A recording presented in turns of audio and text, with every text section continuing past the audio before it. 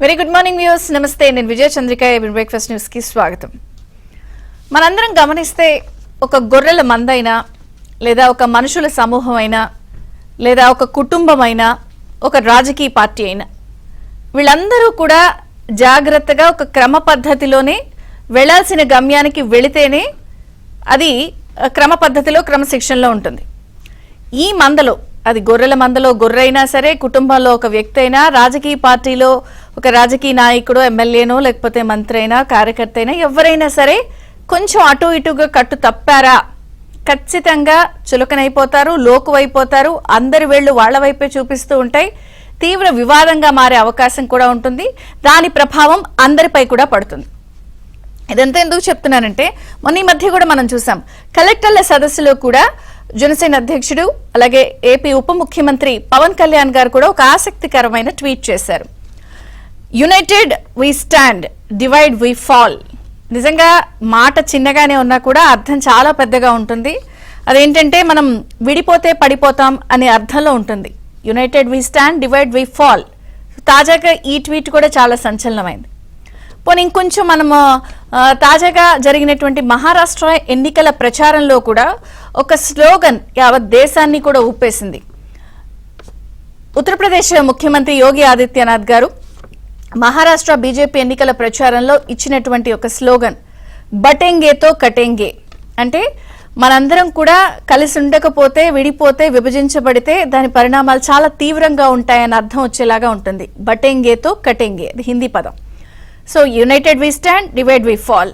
So ఏదైనా సరే అన్ని జాగ్రత్తగా గమనిస్తే మనం వెళ్లాల్సిన పద్ధతిలో కాస్త క్రమ పద్ధతిలో అటు ఇటు తప్పినా కూడా దాని పరిణామాలు చాలా తీవ్రంగా ఉంటాయి.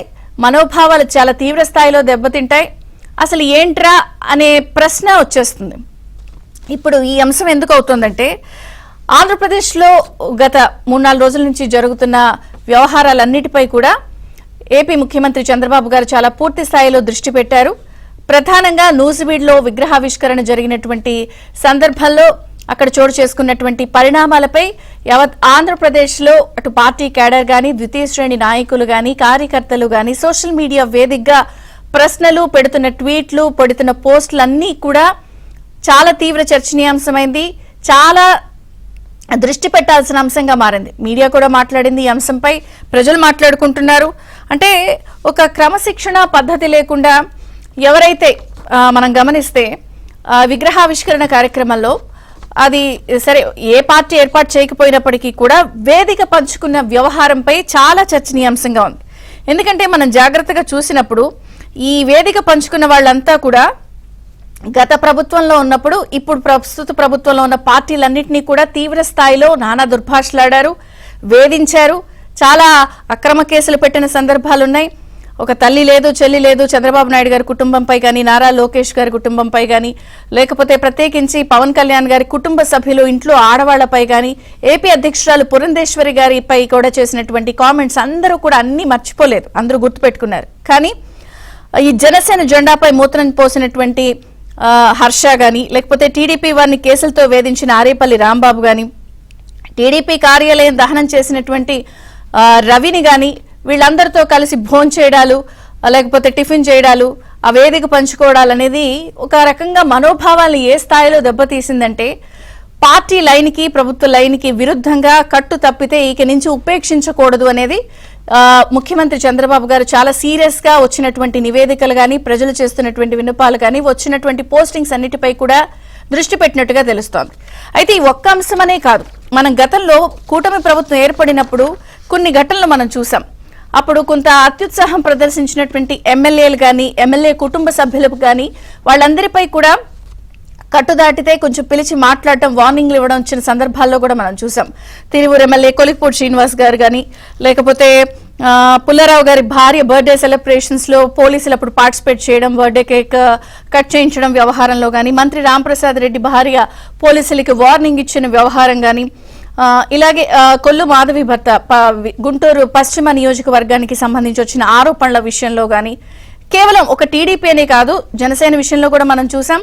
శ్రీకాకుళం జిల్లాలో నెల్లిమల్లలో లోకం మాధవి అలాగే బంగారరాజు వీరి ఇరు వర్గాల మధ్య వచ్చినటువంటి వ్యవహారంలో గాని అలాగే బీజేపీలోని ఆదోన్ ఎమ్మెల్యే డాక్టర్ పార్థసారథికి సంబంధించి వస్తున్న వార్తలు గాని సహకరించటం లేదు లేదా ఏకపక్షంగా వ్యవహరిస్తారు, ఇలాంటి అన్ని వార్తలపై కూడా ప్రభుత్వం అప్పుడు చాలా సీరియస్ గా ముఖ్యమంత్రి గారు కట్టు దాటొద్దని క్లాస్ పీకి వాళ్ళని పిలిచి వార్నింగ్లు ఇచ్చిన సందర్భాలు ఉన్నాయి.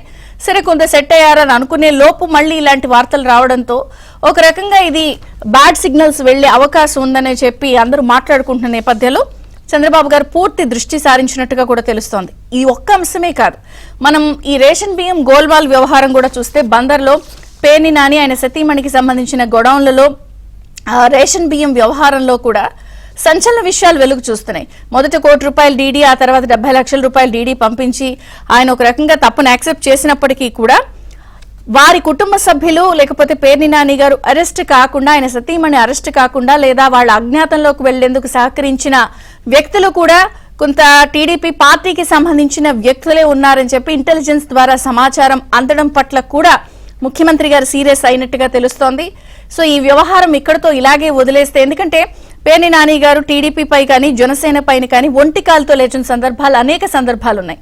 సో ఆయన ఎప్పుడూ కూడా గత ప్రభుత్వంలో స్పేర్ చేయలేదు, ఇప్పటికీ కూడా ఆయన ప్రెస్ మీట్లో అలాంటి పరిస్థితే కనిపిస్తుంది. కానీ ఇప్పటికీ వాళ్ళకి సహకరిస్తున్న వ్యవహారంపై ఒక రాంగ్ మెసేజ్, రాంగ్ సిగ్నల్ వెళ్లే అవకాశం ఉందని చెప్పి ముఖ్యమంత్రి గారు భావిస్తున్న నేపథ్యంలో ఈ అన్ని పరిణామాలపై పూర్తి దృష్టి పెట్టారు, నివేదికలు తెప్పించుకున్నారు. సో ఇక నుంచి వార్నింగ్లు ఇవ్వకుండా, పిలిచి మాట్లాడకుండా, ఏంటి అనేది కాకుండా ఇలాగే ఉపేక్షిస్తే కొంత రాంగ్ మెసేజ్ వెళ్లే అవకాశం ఉంది. కాబట్టి ఒకరిద్దరిపై ఖచ్చితమైన కఠినమైన చర్యలు తీసుకుంటే ఈ వ్యవహారం చక్కబడుతుందని భావిస్తున్న నేపథ్యంలో ఈ రోజు కేబినెట్ సమావేశం కూడా జరగబోతోంది. కొన్ని కీలక అంశాలు కేబినెట్ దృష్టికి రాబోతున్నాయి. తర్వాత నేతలతో పిలిచి మాట్లాడి సంచలన నిర్ణయాలు ఉండబోతున్నాయి అంటున్నారు. మొత్తానికి ఏపీలో జరుగుతున్న పరిణామాలన్నిటిపై కూడా క్రమశిక్షణ కట్టుదాటిన వారిపై కూడా ముఖ్యమంత్రి అలాగే పార్టీ వ్యవహారాలన్నిటిపై కూడా కొంత సీరియస్ గా చర్యలు తీసుకుని ఉపేక్షించేందుకు అవకాశం ఇవ్వకుండా అందరినీ కూడా సెటరేట్ చేసే పనిలో ముఖ్యమంత్రి గారికి సంబంధించి అన్ని నివేదికలు కూడా అందాయని చెప్తున్నారు. మరి నేపథ్యంలో ఎటువంటి చర్యలు ఉంటాయి, ఎటువంటి సంచలన నిర్ణయాలు ఉంటాయి కూడా చర్చిద్దాం. మనతో పాటు జాయిన్ అయ్యారు సీనియర్ రాజకీయ విశ్లేషకులు అడ్స్మిల్ శ్రీనివాస్ గారు, టీడీపీ నుంచి నాదెండ్ల బ్రహ్మం చౌదరి, జనసేన నుంచి వివేక్ బాబు. అందరికీ స్వాగతం అండి.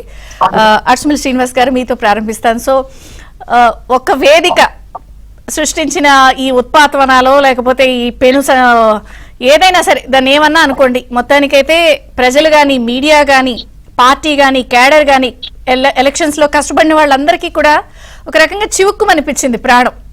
సరే, ముఖ్యమంత్రి గారి దృష్టికి అయితే అన్ని విషయాలు వెళ్ళాయి, పరిణామాలు ఉంటాయంటున్నారు. మీరు ఎట్లా చూస్తారు ఇవన్నీ? అందరికీ నమస్కారం అండి. విజయ్ చంద్ర గారు, మీకు, బ్రహ్మం గారికి, వివేక్ గారికి, ఏబిఎన్ వీక్షకులందరికీ నమస్కారం.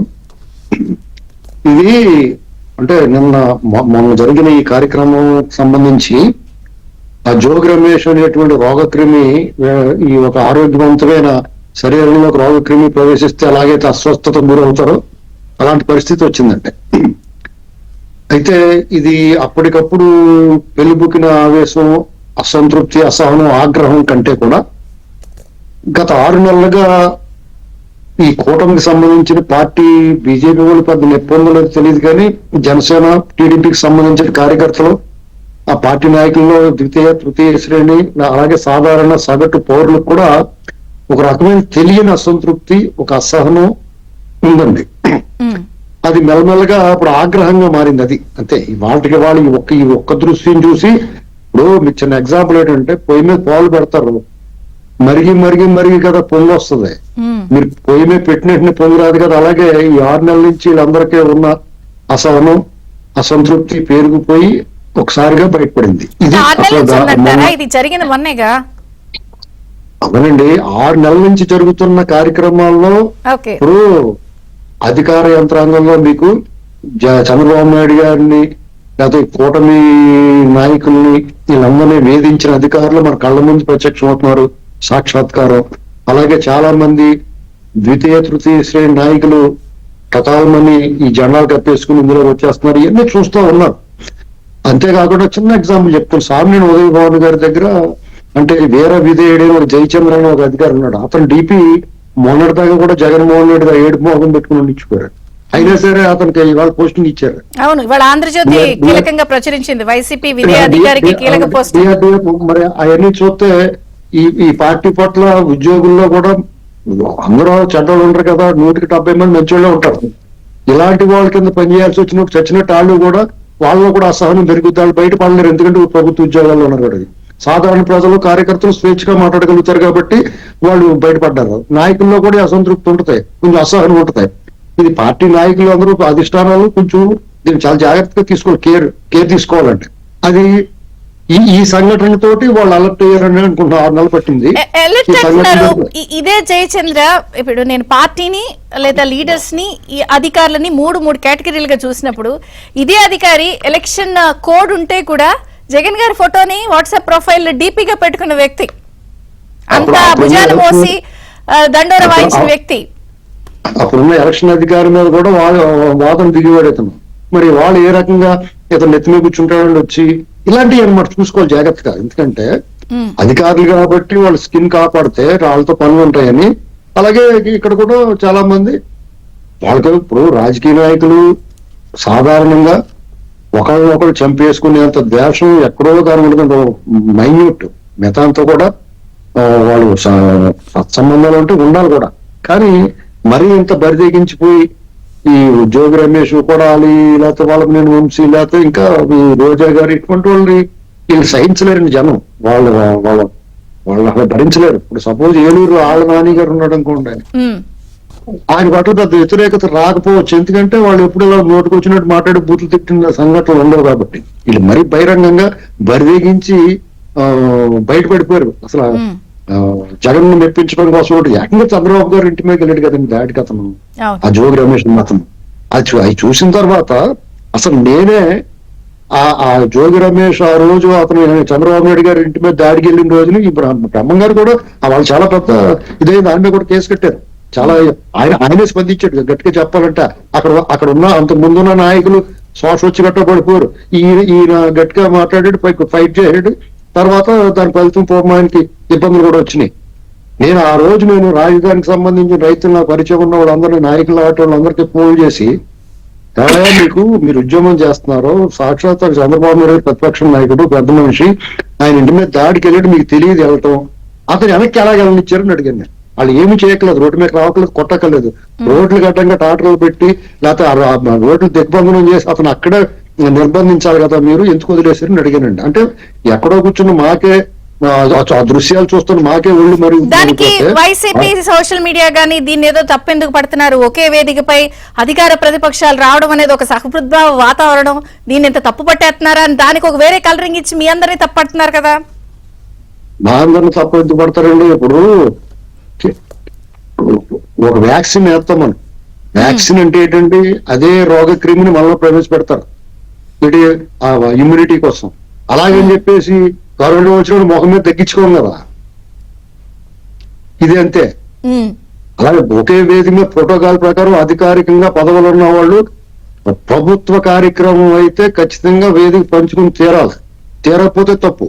ఇక్కడ అలా కాదు కదా, ఏదో రకంగా ఈ పాము దూరేద్దామని వచ్చేసి ఇప్పుడు ఒక రకంగా చిచ్చు పెట్టారు. ఎవరి వాళ్ళు చిచ్చు వచ్చింది, ఎవరు బతనం అవుతున్నారు, ఎవరి పదవులు ఎగిరిపోతున్నాయి చూడండి. ఇంకి పెళ్లి సుబ్బు చావుకు వచ్చింది అంటారు, ఇదే జరుగుతుంది ఇక్కడ. రేపు పొద్దున చూడండి రాబోయే రోజుల్లో పరిణామాలు. మరి ముఖ్యమంత్రి గారు అయితే సీరియస్, ఈ రోజు కేబినెట్ తర్వాత ఏవో సంచలన నిర్ణయాలు అంటున్నారు. ఒకసారి టీడీపీ మీకు ఇందులో సీరియస్ ఏముండదండి, మీకు సీరియస్ ఏముండదు, యాక్షనే. ఊరికే ఆగ్రహం మందలించడాలు ఏం లేవు, అయిపోయింది ఆ కథ అంతా అయిపోయింది. మీకు ఈసారి డైరెక్ట్ యాక్షన్. ఎందుకంటే ప్రజల నుంచి, కార్యకర్తల నుంచి, కొండకొచ్చు నాయకుల నుంచి కూడా తీవ్ర ఆగ్రహావేశాలు వ్యక్తమైనవి. ఇందులో ఒక రకంగా చెప్పాలంటే అనవసరంగా మాట్లాడిన అమ్మాయి ఆ ఎమ్మెల్యే గారు గౌత్ శిరీష. ఎందుకంటే ఆ జిల్లా కాదు అమ్మాయిది, ఆ పలాస ఎమ్మెల్యే గారు ఆవిడ. ఆ తాతయ్య గారి కార్యక్రమం వచ్చింది, వైసీపీ నాయకుడి ఇంట్లో భోజనాల కార్యక్రమం అంటే తప్పనిసరి పరిస్థితులు ఎగ్గొట్టాలి. ఆ టైంకి ఆ అమ్మాయి చేయలేకపోయింది ఆ పని. ఆ చిన్న పొరపాటు చేసిన దానికి ఆ అమ్మాయి కూడా బద్నాం అయిపోయింది. అసలు కల్పిట్లు ఎవరో కూడా సైలెంట్ గా మెల్లగా సైలెంట్ కిల్లర్స్ లా ఉన్నారు. పేరు నాని విషయంలో బియ్యం సాయం చేసినట్టు ఇది బహిరంగ రహస్యం. సాయం చేయడం కాదు, అసలు ఆయన అరెస్ట్ కాకుండా ఉండడానికి ఇన్ఫర్మేషన్లు ఇచ్చారట. అలాగే అరెస్ట్ చేస్తే సింపతి వస్తుంది, చేయి బాకండి అని ప్రయత్నించారట టీడీపీ నాయకులు. ఈ ఇన్ఫర్మేషన్ ఇంటెలిజెన్స్ నుంచి ముఖ్యమంత్రి గారికి వెళ్ళిందంటే మరి ఇదే పేర్ని నాని గారు వీళ్ళందరిపై ఒంటిగాలిపై టీడీపీ జనసేనపై ఎట్టా మాట్లాడతారో అందరికీ తెలిసిందే. అవునండి, ఇప్పుడు తనది కాకపోతే తట్టి ఎదురెక్కమంటారు, నన్ను ఏమంటలేదు కదా అని చంద్రబాబు నాయుడు కదా అని చెప్పేసి వీళ్ళు అనుకోవచ్చు. ఇప్పుడు ఆ రకమైన స్వార్థం పెరిగిపోయిన తర్వాత ఇక్కడ సమస్య ఏమొచ్చిందంటే, దీని వల్ల రాజకీయ పార్టీకి నష్టం ఏంటంటే, ఇలాంటి కార్యక్రమాలు జరగడం వల్ల ఏ రాజకీయ పార్టీ కన్నా సరే వాళ్ళ కార్యకర్త, వాళ్ళ సానుభూతి పరులు, వాళ్ళ మద్దతుదారులు అనేటువంటి వాళ్ళు ప్రజల్లోనూ వాళ్ళ పార్టీకి మెంబర్షిప్ తీసుకున్న వాళ్ళు ఉంటారు. వాళ్ళలో కనుక నిరాశ, నైరాశ్యం, నిస్పృహ ఏర్పడింది అనుకోండి, డెఫినెట్ గా పార్టీకి కోలుకోలేని దెబ్బ తగులుతుంది. వాళ్ళు ఒకటే అనేటువంటి పరిస్థితి అస్సలు కనిపించరాదు. దీనివల్ల రేపు పరిపాలన కూడా ఇబ్బంది వస్తుంది. మీరు ఈ మాట అంటే భరత్ అనే నేను సినిమాలో ఒక సీన్ ఉంటుంది, మహేష్ బాబు ఏదో ఆయన సీఎం గా ఉంటే పార్టీకి వెళ్తారు, అక్కడ చూస్తే ప్రతిపక్ష నాయకులు అధికార పక్ష నాయకులు కూర్చుని పార్టీ చేసుకుంటూ ఉంటే ఏంటని ఇది అడిగితే, వాళ్ళ అధికారంలో ఉంటే మనం అధికారంలో ఉంటే మనం సహకరించుకోవాలి, ఇది ఎంతే అంటారు. ఆయన కోపం వస్తుంది. ఈ సీన్ అలాగే ఉందనేది కార్యకర్తలు మాట్లాడుతున్నారు. అంటే మీ గతంలో రాజకీయాలు, ఎన్నికల వరకు రాజకీయాలు, అధికార ప్రతిపక్షం కొంత హుందాగానే వ్యవహరించేవారండి. ఒక్క ఈ జగన్మోహన్ రెడ్డి వాళ్ళ నాన్న ఉన్నప్పటి నుంచి కూడా ఈ దరిద్రం మొదలైంది మనకి. అది మెల్లమెల్లగానే ఇప్పుడు ఈ జగన్మోహన్ రెడ్డి వచ్చిందని పరాకాష్ఠ తీసుకెళ్ళాడు. అంటే రాజకీయాన్ని వ్యక్తిగత పొలంగొట్టు తగాదాలు మించి తీసుకెళ్లాడు.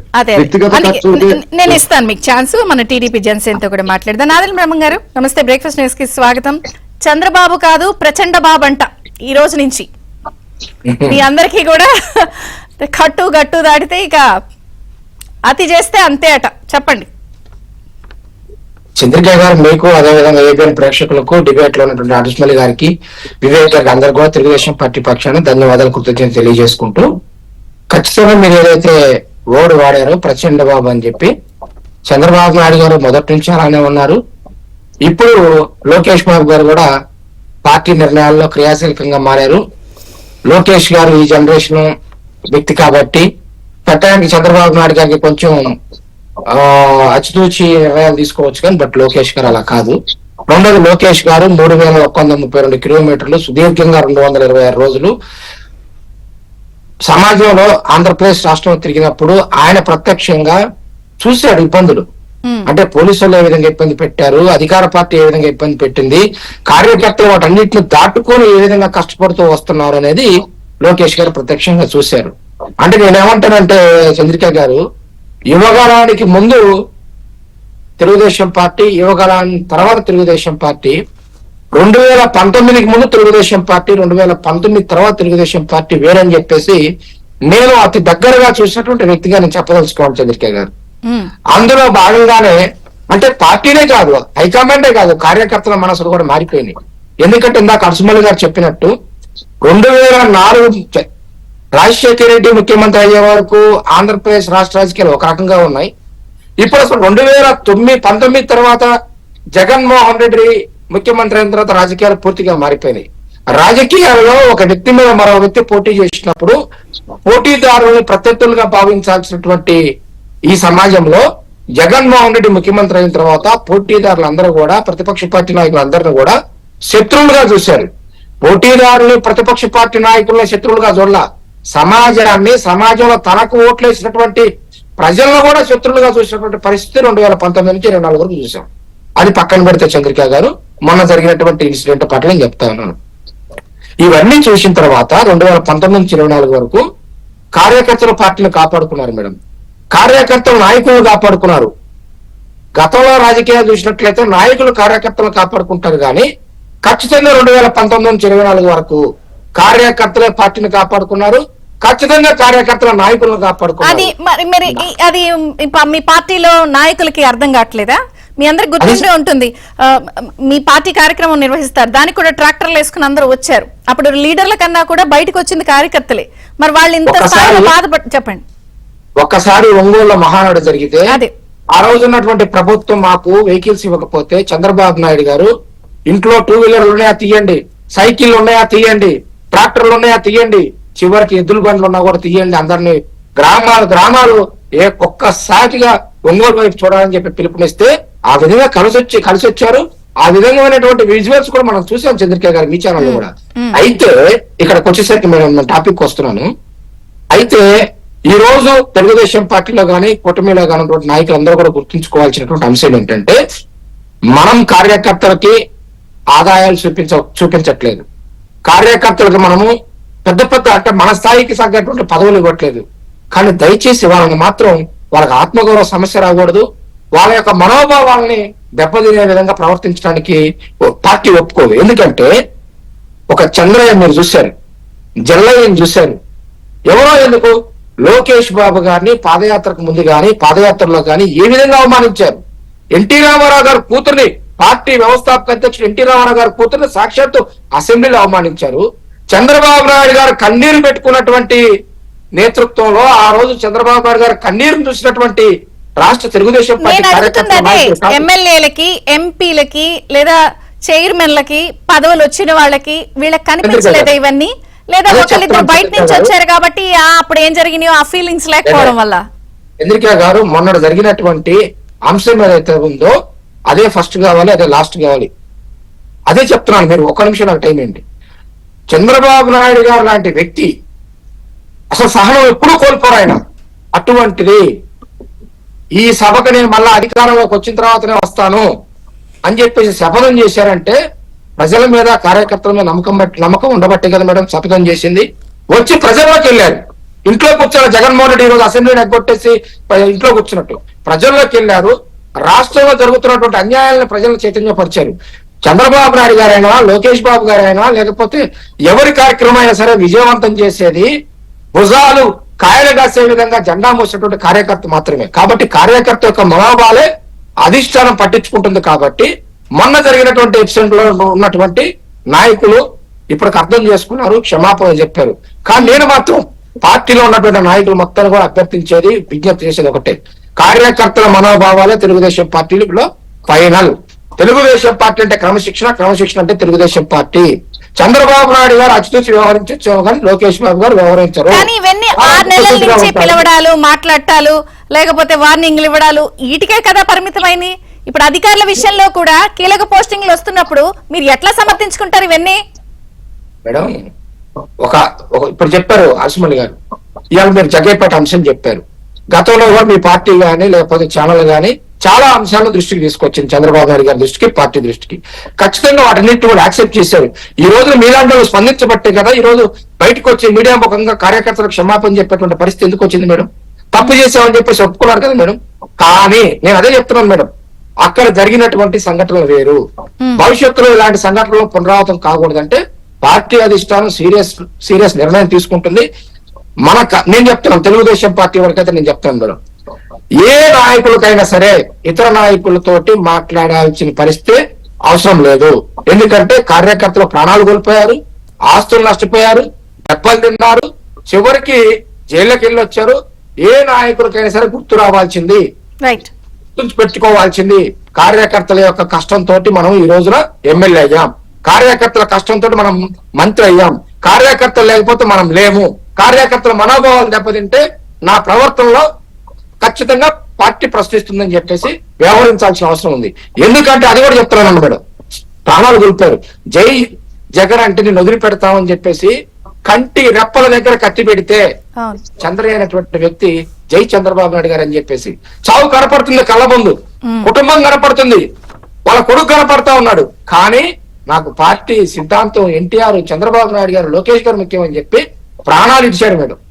అటువంటి కార్యకర్తల త్యాగంతో వచ్చినటువంటి ప్రభుత్వం ఇది. అటువంటి ప్రభుత్వంలో తప్పులు జరిగితే ప్రజలు కూడా హర్షించరు. కాబట్టి ఎమ్మెల్యేలైనా సరే, ఎంపీపీలైనా సరే, జెడ్పీటీసీలైనా సరే, నేనైనా సరే చివరికి జోగి రమేష్ గారితో మాటలు ఎందుకు వస్తున్నాయి? చంద్రిక గారు ఇందాక శ్రీరామ్ గారు గుర్తు చేశారు కాబట్టి చెప్తున్నారు అర్సుమణి గారు. జోగి రమేష్ గారి కార్యక్రమం 15వ తారీఖు జరిగిందండి. 14వ తారీఖు ఉదయం 10 గంటల నుంచి సాయంత్రం 5:30 గంటల వరకు మంగళగిరి కోర్టులో జోగి రమేష్ స్వయంగా నా మీద పెట్టినటువంటి కేసులో నేను కోర్టుకు హాజరయ్యి ఆ రోజంతా కూడా కోర్టులో ఒక చెట్టు కింద బెంచ్ మీద కూర్చొని వచ్చాను మేడం. అంటే వైకాపా ప్రభుత్వం పెట్టినటువంటి ఇబ్బందులు ఈ మన తెలుగుదేశం ప్రభుత్వం వచ్చినప్పుడు కూడా న్యాయస్థానంలో ఉన్నాయి కాబట్టి ఇంకా మేము తిరుగుతా ఉన్నాం కోర్టుల చుట్టూ. రేషన్ బియ్యం గోల్మాల్ వ్యవహారంలో అరెస్ట్ కూడా అడ్డుకున్నారు అంటే ఎందుకంత కుమ్మక్కవ్వాలి? అదే ఇప్పుడు అది కూడా బయటకు వచ్చింది మేడం. ఇంటెలిజెన్స్ వాళ్ళు కూడా పార్టీకి ఒక సమాచారం ఇచ్చారు. చంద్రబాబు నాయుడు గారు, లోకేష్ బాబు గారు ఖచ్చితంగా ఇన్వాల్వ్ అవుతారు, ఎవరిని వదిలిపెట్టేటువంటి ప్రసక్తి లేనే లేదు. మీరు చూశారు గతకి భిన్నంగా నడుస్తుంది ఈ ప్రభుత్వం. రామ్ ప్రసాద్ రెడ్డి గారి గురించి ఇందాక మీరు చెప్పారు, మాధవి గురించి ఇందాక మీరు చెప్పారు. అదే విధంగా చాలా మంది మంత్రుల్ని ఎమ్మెల్యేని హెచ్చరించారని చెప్తున్నారు. ఎవరికైనా సరే ఒక అవకాశం ఇస్తారు, తప్పుని సరిదిద్దుకునేటువంటి అవకాశం. సరిదిద్దుకోనప్పుడు ఖచ్చితంగా తెలుగుదేశం పార్టీ ఎవరికి భయపడదు మేడం. తెలుగుదేశం పార్టీ ఎన్నో చారిత్రాత్మకమైనటువంటి నిర్ణయాలు తీసుకున్నటువంటి పార్టీ తెలుగుదేశం పార్టీ. ఏదో పేపర్ లో ఒక చిన్న న్యూస్ వస్తే ఎన్టీ రామారావు గారు రాజీనామా చేయించారు. అటువంటి పార్టీ, అటువంటి సిద్ధాంతాలు ఉన్నటువంటి పార్టీ. సరే, జనసేన వర్షన్ కూడా తీసుకుందాం. మీ ప్రభుత్వం సరే, ఈ వెలుగులోకి వచ్చిన అంశం ఒకటి అని కాకుండా ఇప్పుడు పేర్ని నాని గారిదనో లేకపోతే జోగి రమేష్ గారు, దాదాపుగా చాలా నియోజకవర్గాల్లో ఇటువంటి పరిస్థితి ఉంది. బయటకు వస్తున్నాయి కొన్ని, రాని కొన్ని. బయటకు వచ్చింది కాబట్టి ఇంత చర్చ.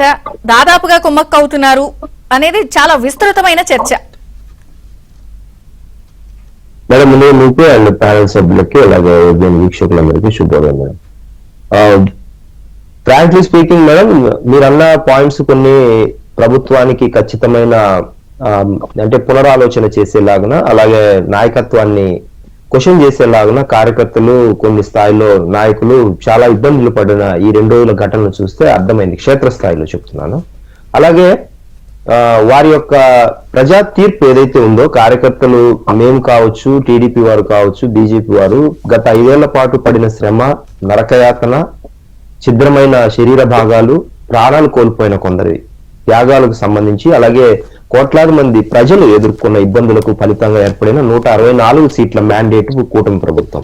సో దాన్ని ఖచ్చితంగా మేము నెరవేర్చాలి, ఆ బాధ్యత మా మీద ఉంది. అటు కార్యకర్తలు పార్టీని కాపాడుకుంటూనే, ప్రభుత్వ పరంగా మేము చేయాల్సిన ప్రతి హామీని నెరవేర్చుకుంటూనే ఈ 5 ఏళ్లలో ఖచ్చితంగా ప్రజలకు బాధ్యతాయుతంగా ఇచ్చిన ప్రతి హామీని నిలబెట్టి చేసి చూపించాలనేది ఒక లక్ష్యంగా ముందుకు వెళ్తున్న క్రమంలో కొన్ని మిస్అండర్స్టాండింగ్ కావచ్చు. అంటే ఆ రోజు వారి నాయకులు చెప్తున్నది, టీడీపీ నాయకులు చెప్తున్నది అంటే మాకు తెలియదు, తెలిసిందంటే వెళ్లే వాళ్ళం కాదనేది.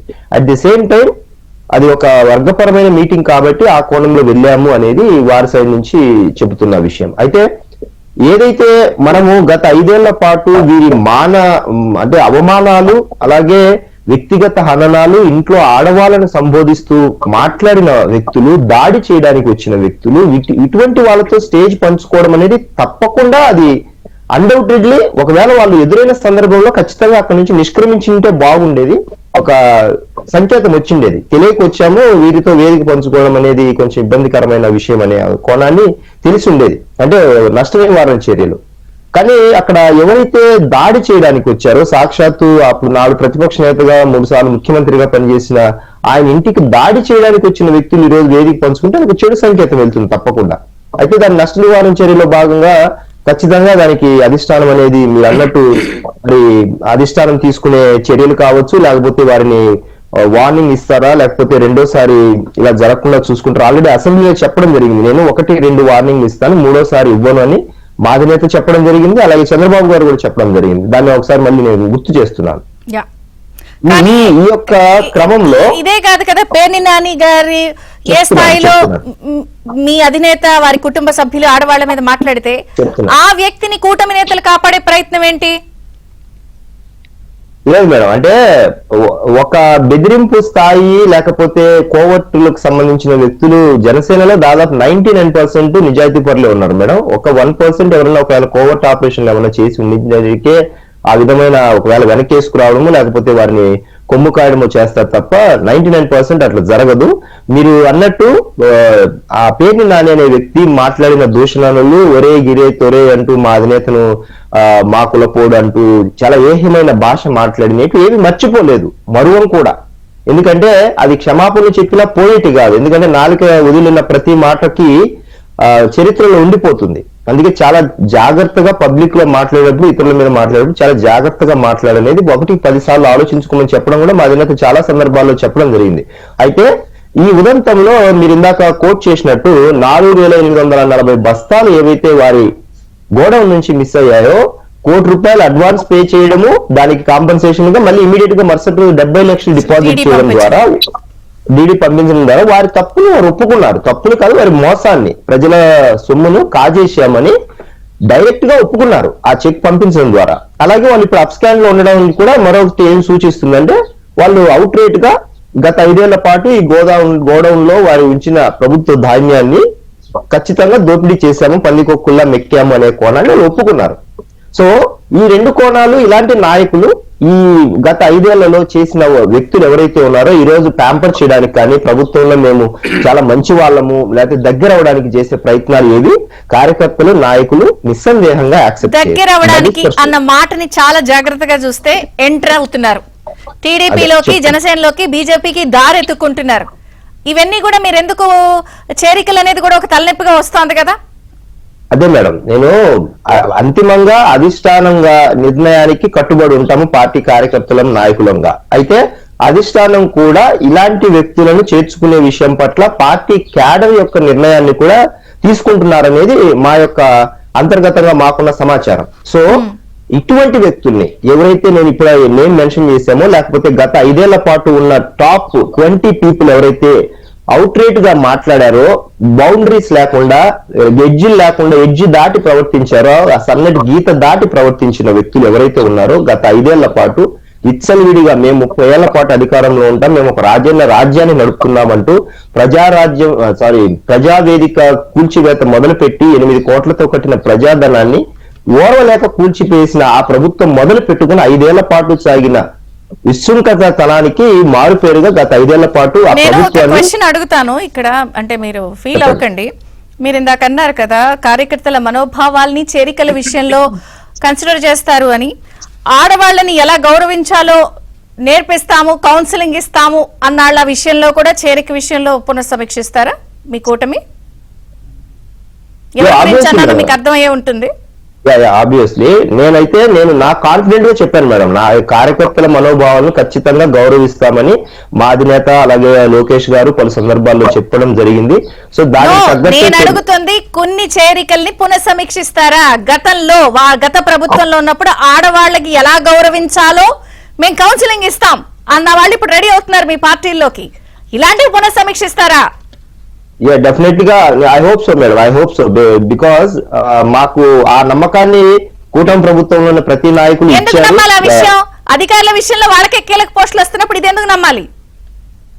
అంటే అధికారులకు సంబంధించినవి నేను మీకు గతంలో చెప్పాను. వాళ్ళకు కూడా ఒక 2 అవకాశాలు ఇచ్చారు మేడం. థర్డ్ ఛాన్స్ లేదు, వాళ్ళకు కూడా థర్డ్ ఛాన్స్ లేదు.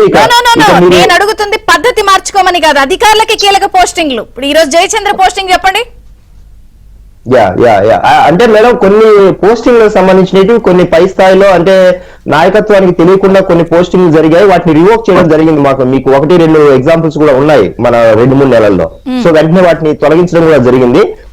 కొన్ని ఇంకా మిస్ మ్యాచెస్ అవుతున్నాయి మేడం, డెఫినెట్ గా అవుతున్నాయి. వాటిని ఖచ్చితంగా పునఃసమీక్షిస్తారు, అందులో అనుమానం ఏమీ లేదు. ఖచ్చితంగా పునఃసమీక్షిస్తాం, అందులో అన్డౌటెడ్లీ దానికి తగినట్టు కార్యకర్తలు నాయకుల మనోభావాలు తగ్గట్టుగా ఖచ్చితంగా పనిచేస్తాము. ప్రజల అంచనాలకు ఏమాత్రం తగ్గకుండా కూడా పనిచేస్తాం మేడం, అందులో ఎలాంటి అనుమానం లేదు. ఎందుకంటే గత 5 ఏళ్ల పాటు మనం చూసుకున్న ప్రతి అంశంలో కూడా మనం దాన్ని పునర్నిర్మిస్తున్న క్రమాన్ని కూడా ఒకసారి గుర్తు చేస్తున్నాం. మనము అభివృద్ధి సంక్షేమము 2 పట్టాలు పెట్టుకొని 3వ లైన్ నేను మొదటి నుంచి చెప్తున్నట్టు 3వది ఈ అక్రమార్కుల పని పట్టే ఒక భరతం పట్టే కార్యక్రమం ఒకటి పక్కన జరుగుతూనే ఉంది. అయితే దాన్ని ఎక్కువగా కాన్సన్ట్రేట్ చేసి దాన్ని ప్రజల ముందుకు తీసుకొస్తే అప్పుడు ఏమవుతుందంటే వీళ్ళు వ్యక్తిగత కక్ష తీర్చుకోవడానికి ప్రభుత్వంలోకి వచ్చారని, అది మన లైన్ కాదు. వ్యక్తిగత కక్ష 2 రోజుల నుంచి ఒకే పాయింట్ డిబేట్ చేస్తున్నాను నేను.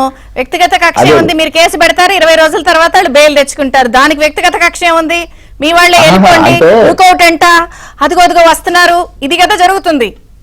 అంటే మేడం మనము చట్టబద్ధమైన పరిపాలన అందించాలి, వాళ్ళలాగా గేట్లు దూకొచ్చి చేయడానికి వాళ్ళకు మనకు తేడా ఉండదు. అయితే నేను ఏమంటున్నానంటే ఆధారాలు సంపాదించి కోర్టులో ప్రూవ్ చేయగలగడం అనేది ప్రభుత్వం యొక్క మొట్టమొదటి బాధ్యత. ఉన్న ఆధారాలకి అరెస్టులు చేయట్లేదు అనేది గగ్గోలు పెడుతున్నారు.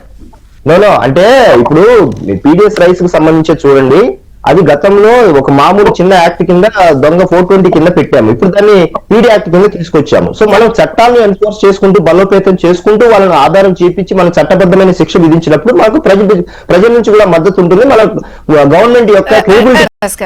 గత 10 ఏళ్లలో ఎప్పుడు లేని సంస్కృతిని జగన్మోహన్ రెడ్డి గారు అయితే తీసుకొచ్చారు. అంటే పాపం ఈ రోజు కూటమి నేతలు అభివృద్ధి సంక్షేమం అని వెళ్తున్నారు, చాలా క్లియర్ కట్ గా ఒక టార్గెట్స్ నిర్దిష్టమైన టైం బౌండ్ పెట్టుకునో వాళ్ళ హామీలో అభివృద్ధిలో వెళ్తున్నా ఇలాంటి వాటికి వివరణ ఇవ్వాల్సిన పరిస్థితి కూడా ఒక రకంగా జగన్మోహన్ రెడ్డి గారు కల్పించారు. 10 ఏళ్లలో ఎప్పుడూ లేనటువంటి ఒక సంస్కృతికి తెర తీసుకొచ్చి ఒకళ్ళ మొహాలు ఒకళ్ళు చూసుకోలేనంత ఒక దౌర్భాగ్య స్థితి అనమాట. ఏమన్నా అనుకోండి, ఏం చెప్తారు? ఇప్పుడు ఎలక బతుకున్నప్పుడు మనల్ని ఇబ్బంది పెడతాండి, చచ్చిన తర్వాత కూడా తన దుర్వాసనతో ఇబ్బంది పెడుతుంది ఎలక. కాబట్టి ఇప్పుడు ఇక్కడ మనం ఈ కూటమి ప్రభుత్వంలో నాయకుల్ని మనం అనకూడదండి. అవును. ప్రభుత్వాధినేతల్ని పవన్ కళ్యాణ్ గారిని వాళ్ళని కూడా మీరు చర్యలు తీసుకుంటలేదు అని చెప్పి అంటానికి లేదు కూడా. ఎందుకంటే జగన్మోహన్ రెడ్డి మొత్తం విధ్వంసం చేసి వెళ్ళిపోయి ఆ శకలాలు స్థితిలాలు ఏరుకుని దాన్ని ఏదో సెటరేట్ చేసే పనిలో ఉన్నారు వాళ్ళు.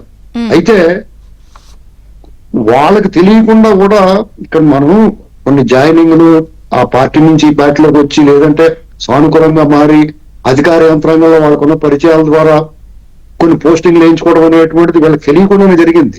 అదే నేను అందుకే ఈ రోజు పాపం వాళ్ళిద్దరిని కూడా క్వశ్చన్స్ చేస్తున్నా వాళ్ళ ఒక స్థితి చూస్తే బాధేస్తుంది. ఇలాంటి కండిషన్స్ ఆన్సర్ చేస్తున్నారు అని, కానీ చేస్తున్న పని పోయి ఇది ఆన్సర్ అవుతోంది. నేను చెప్పనివ్వండి ప్లీజ్. ఇక్కడ ఏంటంటే వీళ్ళు ఆ అధికారులు మన సోషల్ మీడియాలో కానీ కార్యకర్తల నుంచి కానీ వ్యతిరేకత వస్తే డెఫినెట్ గా వాళ్ళ నిర్ణయాలు సవరించుకున్నారు, నియామకాలని ఆపారు. ఇది మనం మెచ్చుకోవాల్సిన విషయం. ఆ ఇగోకి పోలేదు, అహం ప్రదర్శించలేదు ఈ ప్రభుత్వం. కార్యకర్తలకి, ఆయా పార్టీకి సంబంధించిన కార్యకర్తలకి, సానుభూతి పరులకి, సామాన్య ప్రజల నుంచి వచ్చే విజ్ఞప్తులను స్వీకరిస్తాననేటువంటి మనం గమనించాలి.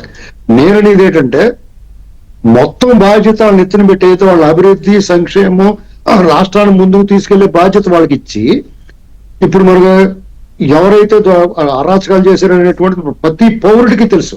ఆంధ్రప్రదేశ్ లో ఉన్న ప్రతి ఒక్కరికి ఎవడు దుర్మార్గుడో, ఎవరు అరాచకం చేసాడో. మనం ఎందుకు పెట్టకూడదండి కేసులు? ఇప్పుడు తురగా కిషోర్ ఉన్నాడు, చాలా చెప్తున్నాం మనం. తురగా కిషోర్ మీద ఎవరైతే వాళ్ళ బాధితులు ఉన్నారో వాళ్ళు ఎందుకు కేసు పెట్టలేదు? ఆ వాళ్ళు పెడితే వాళ్ళు సేకరించకపోతే వాళ్ళు పెట్టాలి కదా. అలాగే చంద్రశేఖర్ రెడ్డి ఉన్నాడు, పవన్ కళ్యాణ్ గారిని, చంద్రబాబు నాయుడు గారిని అత్యంత జుగుప్సాకరంగా మాట్లాడాడు. అతని మీద లోకల్ లీడర్ ఇప్పుడు కేసు పెట్టి లోపల ఎందుకు ఎంచలేదండి? ఇలాంటివి అనమాట నేను చెప్పి. అంతా కూడా చంద్రబాబు గారు లేదా పవన్ కళ్యాణ్ గారే ఆ నడుము పట్టుకుని రోడ్డు మీద వచ్చి దెబ్బలాడాలా? మనం ఏం చేస్తున్నాం? ఆ ఫ్రూట్ ఈ కార్యకర్తలు, ఈ నాయకులు, అలాగే నాయకులందరూ కూడా పాదయాత్రలు ఇవి చేసేసి ఒక ఫ్రూట్ పట్టుకొస్తే దాన్ని కోసి తినేయటమే కానీ వాళ్ళ బాధ్యత లేదా? ఇది గమనించాలి కదా. అందుకునే ఇటువంటి సంఘటనలు జరిగినట్టు కార్యకర్తలు ఆగ్రహావేశాలు పెరగడానికి కారణం అది. ఎందుకంటే వాళ్ళ అసంతృప్తి కారణం ఏంటి? వాళ్ళు కనీసం వాళ్ళకి మీరు మనోభావాలను గుర్తించి వాళ్ళ రాగద్వేషాలకు అతీతంగా మీరు ఉండండి. అలాగే వీళ్ళ రాగద్వేషాలను కూడా మీరు గమనించాలి కదా అనేటువంటిది ఈ కార్యకర్తల ఆవేదన. అలాగే ఈ కార్యకర్తలు, ద్వితీయ తృతీయ శ్రేణి నాయకులు కూడా ఏం చేయాలంటే వాళ్ళ మీద కేసులు పెట్టాలా? ఈ ప్రతిపక్షం ఈ దండుపోలింగ్ బ్యాచ్ అన్నిటిని కేసులలో బిజీ చేసి మీ అభివృద్ధి మీరు చేసుకోండి హ్యాపీగానే. వీళ్ళకి వాళ్ళు ఉండదు, మీకు అడ్డం పడకుండా ఉంటారు. కాళ్ళకి అడ్డం పడి కట్టలు పోన్నట్టు వీళ్ళు చాలా డేంజర్ అండి. వాళ్ళు ప్రమాదం. ఈ వాళ్ళు మనం ఇలా వదిలేస్తే రేపు పొద్దున వాళ్ళు కావాల్సిన పని చేసుకుంటూ ఉంటారు. ఈ ప్రతి అంశంలోనూ వైసీపీ కంటగాగిన అధికారులు కానీ, వైసీపీతో సఖ్యతగా ఉన్న నాయకులు కానీ, వాళ్ళ కార్యకర్తలు కానీ, ద్వితీయ తృతీయ శ్రేణి నాయకులు ఇవాళ సపోజ్ బ్రహ్మంగారు ఉన్నాడు, ఆయన పార్టీ కోసం కష్టపడ్డాడు, యుద్ధం చేసాడు. రకంగా చెప్పాలంటే జైలుకి వెళ్ళాడు, తొన్నులు తిన్నాడు, ఎర్రగొట్టేసారు. నేను చూశాను అతను. ఏంటండి ఆయన బయట నడుచుకుంటూ వస్తాం. ఇప్పుడు అతను ఎదుర్కొండ నా వైసీపీ వాడు ఎవడో, నేను ఆ పేరు చెప్పలేను ఇప్పుడు, లోకేష్ గారితో ఫోటో తీయించేసుకున్నాడు, ఏదో రకంగా దూరేసి తర్వాత ఏదో పదవి పొందేసాడు. మరి అక్కడ ఏం చేయాలి? అయినా అర్థమైందిలేండి అందరికి. మీకు ఈ సమస్య ఇది చెప్పుకోలేదు, కడుపు చించుకుంటే కాలంలో పడుతుంది. మనం ఏమన్నాం? వాడు ఎవడో దూరిపెత్తాడు తీసుకొచ్చి. ఇప్పుడు వాళ్ళు ప్రతి ఓడికి స్కానింగ్ తీయలేరు కదా నాయకులు. లోకేష్ గారు అని, చంద్రబాబు నాయుడు గారు నేను వెళ్ళినా ఫోటో తీయించుకుంటారు. ఆ రోడ్డు మీద వెళ్ళిపోయి అడుగు తిని దొంగదాసుకుని ఓడి వెళ్ళినా ఫోటో తీయించుకుంటారు వాళ్ళ నాయకులు. వాళ్ళు స్కానింగ్ తీసి ఎవడు ఇప్పుడు మన మారణాయుధాలు ఉన్నాయేమో అని స్కానింగ్ చేస్తారు, అంతేగాని లోపల వీళ్ళు కూడా వాళ్ళ ఫీడ్బ్యాక్ ఛానల్స్ మరి స్ట్రాంగ్ చేసుకోవాలి ఒక రకంగా. ఇది అవునండి, ఆ ఫీడ్బ్యాక్ తీసుకుంటున్నారు కాబట్టి దాన్ని సవరించుకుంటున్నారు వాళ్ళు. అది గొప్పతనం వాళ్ళది. బ్రహ్మం గారు చెప్పండి. ఒకటి, ఈ ప్రాబ్లం కావడం కుమ్మక్ కావడమా, లేకపోతే తెలియక, లేకపోతే తెలిసిన తర్వాత జరగాల్సిన డ్యామేజా? ఇవన్నీ ఒక ఎత్తు అయితే చేరికలు అనేది కూడా ఒక అండర్లైన్ గా ఇంకొక ప్రాబ్లం గా కనిపిస్తుంది. అంటే ఆ పాత పరిచయాలు, ఆ పాత ఫ్రెండ్షిప్లు, పాత పరిచయాలకి, పాత ఫ్రెండ్షిప్లకి ఇప్పుడున్నటువంటి రాజకీయాలకు కానీ, ఇప్పుడున్నటువంటి ప్రభుత్వానికి కానీ సంబంధాలు లేవు మేడం.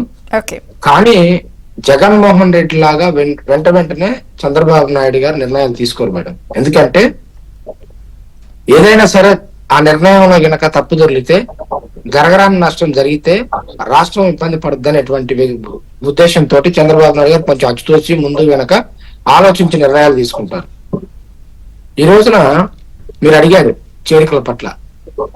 చేరికల విషయంలో కూడా వైఎస్ఆర్సీపీ జగన్మోహన్ రెడ్డి నిరంకుశ విధానాలని తప్పక భరించి ఆ పార్టీలో కొనసాగినటువంటి నాయకులు కొంతమంది స్థానిక రాజకీయ పరిస్థితుల ప్రభావం వల్ల కానీ ఇప్పుడున్నటువంటి రాజకీయ పరిస్థితుల ప్రభావం వల్ల కానీ చంద్రబాబు నాయుడు గారు ఏం ఆలోచిస్తా ఉన్నారంటే ఈ రాష్ట్రంలో ఖచ్చితంగా ఒక 20-30 సంవత్సరాలు తెలుగుదేశం పార్టీ ఉంటేనే పక్కనటువంటి రాష్ట్రాలతో పాటు సమానంగా అభివృద్ధి చెందుతుంది, అది మన బాధ్యత అని చెప్పేసి 2047 వరకు ఒక విజన్ డాక్యుమెంట్ ని రిలీజ్ చేయడం జరిగింది. ఆయనకు ఉన్నటువంటి విజన్ సక్సెస్ అవ్వాలంటే మరొకసారి జగన్ లాంటి ప్రజాస్వామ్యానికి ఏదైతే ప్రమాద పంచుల్లోకి తీసుకెళ్లినటువంటి వ్యక్తులు ఈ రాష్ట్రంలో ఉండకూడదు అంటే వైఎస్ఆర్సీపీ జగన్మోహన్ రెడ్డి విధానాలని భరించలేక ఈ రోజున ఆ పార్టీకి ఇంకా భవిష్యత్తు లేదు అని చెప్పేసి భవిష్యత్తులో రాష్ట్రంలో జరిగేటువంటి అభివృద్ధిలో గానీ లేకపోతే సంక్షేమంలో గానీ భాగస్వామ్యం అవ్వాలనుకున్నప్పుడు తెలుగుదేశం పార్టీలోకి రావాలని చూస్తున్నటువంటి వ్యక్తుల్ని చంద్రబాబు నాయుడు గారు ఖచ్చితంగా స్క్రూటినీ చేసుకొని అక్కడ ఉన్నటువంటి స్థానిక తెలుగుదేశం పార్టీ నాయకులు కార్యకర్తల యొక్క అభిప్రాయాలు సేకరించి అక్కడ ఉన్నటువంటి రాజకీయ పరిస్థితులకు అనుకూలంగా చంద్రబాబు నాయుడు గారు నిర్ణయం తీసుకుంటున్నారు తప్పితే తెలుగుదేశం పార్టీ కార్యకర్తల మనోభావాలని దెబ్బతీసేటువంటి పనులు కానీ లేకపోతే తెలుగుదేశం పార్టీ నాయకులు కార్యకర్తలు వద్దన్నటువంటి నిర్ణయాలని ముందుకు తీసుకెళ్లేటువంటి పరిస్థితులు తెలుగుదేశం పార్టీ లేదు. చంద్రబాబు గారు ఒక విషయం చెప్తున్నాను, 75 లక్షల సభ్యత్వాలు అయినాయండి. తెలుగుదేశం పార్టీ గతంలో ఆంధ్ర తెలంగాణ 2 రాష్ట్రాల్లో 70 లక్షల సభ్యత్వాలు ఉంటే ఈ రోజు ఆంధ్రప్రదేశ్ లో 75 లక్షల సభ్యత్వాలు అయినాయి. వాలంటీర్ గా వైఎస్ఆర్సీపీ పార్టీ కార్యకర్తలు కూడా ఆన్లైన్ లో తెలుగుదేశం పార్టీ సభ్యత్వాలు తీసుకుంటా ఉన్నారు. మనం వారిని కాదనలేము. వాళ్ళు రియలైజ్ అయ్యారు ఇన్ని రోజులు ఒక ఛాన్స్ అని అంటే ఒక ఓటేసి ఈ రాష్ట్రాన్ని మనం నాశనం చేసుకున్నాం చేతులారా. ఒకవేళ చంద్రబాబు నాయుడు గారు 2019లో కూడా ఎన్నికై ఉంటే ఈ రోజున ఆంధ్రప్రదేశ్ రాష్ట్రం ఇలా ఉండేది కాదని చెప్పేసి ఈ 6 నెలల పరిపాలనలో మోసపోయేటువంటి ఒక బాధలో ఉన్నారు. చంద్రబాబు నాయుడు గారి విజన్ చూసిన తర్వాత చంద్రబాబు నాయుడు గారి పరిపాలన కూడా 2019కి ముందు పరిపాలనకి ఇప్పుడున్నటువంటి పరిపాలనకి ఖచ్చితంగా డిఫరెన్స్ ప్రజలు గ్రహించారు.